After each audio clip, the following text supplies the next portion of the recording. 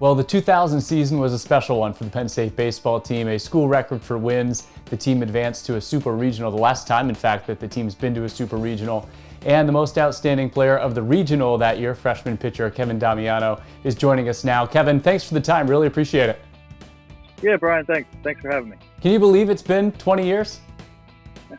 Absolutely not. I was looking through the Penn State baseball yearbook, and I was searching on 2000, and a lot of the players popped up because they were born in 2000, which really made me feel old at that point. That most of them weren't even born when we played in that game. When you look back at the accomplishments and some of the great memories of that 2000 season, what really stands out now all these years later?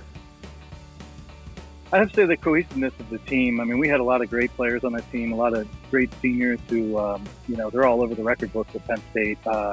Michael Campo, Eric Spade, Sean Fagan, Joe Pugliosco, Dan Gobler. And it was just, we had contributions from everywhere, freshmen, sophomores, juniors, seniors, and it was just a great experience. Everybody really contributed on that season. As quarantine and social distancing has been ongoing, I've been watching so many documentaries and specials on the great teams of old. And they always talk about a moment or two where they knew that that team was going to be something special. Was it preseason, during the season? When did you know that team had a chance to accomplish something really cool? I would say it was right around the beginning of May.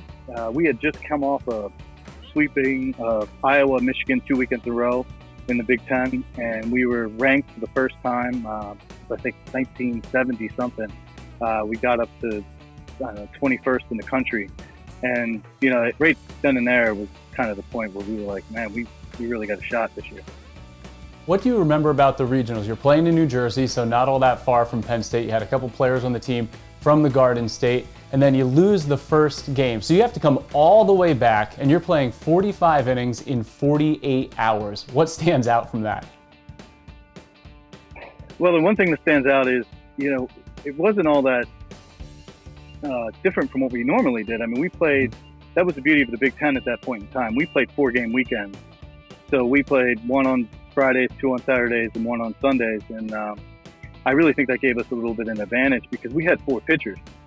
And the ACC at the time, North Carolina, at that point, only played 3 games on the weekend. So they really only had 3 pitchers on their staff that they really went to on a regular basis. So I really think having those 4 games playing in the Big Ten really had us prepared for that weekend.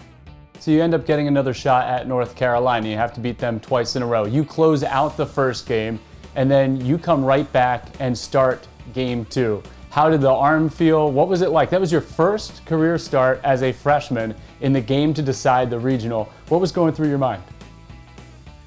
How do I stay loose?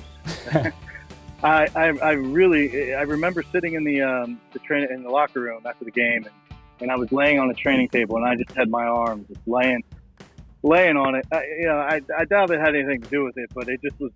I was shaking so much. I was about as nervous as I've ever been in my life. And I knew if I wasn't going to start that second game, there was no chance I was going to be able to pitch later on. And I had talked to Coach Ford about that. I had to just keep going. And I think it was about an hour in between games, which is obviously a long time to have to, start it back up again. But it seemed to work out. Looking back at that 2000 season, even 20 years later today, that season is one of the best, if not the best, in Penn State baseball history. When you and your teammates talk about it, when you look back on it, how cool was it? How awesome is it to know that you guys were a part of something that special? I mean, it's a once-in-a-lifetime type of thing. I mean, it's a shame we couldn't get to, the College World Series, but playing Texas in the Super Regionals and seeing the type of atmosphere they have. I mean, we get fans in the Big Ten at the time, Minnesota, Ohio State. They had some people at their stadiums, but I mean, it was almost like a football atmosphere at Texas playing baseball, and to be able to experience that is something unbelievable. Do you still keep in touch with your teammates all these years later? There's a good few of us that try to keep in touch with each other. I mean, social media wasn't as big when we were playing, so we didn't really have everybody's Twitter handle or Facebook page, or I think actually MySpace was huge back then. So It's different, but we as much as I can, and it's nice that Penn State baseball does some things where they do alumni weekends, they have golf outings, the first pitch dinner, which I've gone to a few times. It's a great way to get the alumni engaged. Well, that leads me right into my next question. How often do you get back? I'm sure when you come back now, it's a lot different than when you played at Beaver Field, which is where the soccer practice fields are now along Park Avenue, right outside the west side of Beaver Stadium. How often do you get back, and what's it like to see the current edition of the Penn State Nittany Lions? Well, I try to get back at least once a year. I came back for the first pitch dinner, so in January, February, which was a lot of fun. I try to get to a baseball game every year. We were planning on coming up this year. We actually got to see the team at the Naval Academy earlier this year. I think it was basically their last game or two. They played Fairleigh Dickinson and won, and that was a lot of fun to see them play. My kids thoroughly enjoyed it. They love everything Penn State and going to Penn State and watching Penn State. I love that you mentioned your kids, because when we check in with alumni, we want to know what you're up to now. So family, job, can you just give us an update on what's new in your life? Sure, yeah. I'm married to a fellow Penn Stater as well. 2 kids, 8 and 6.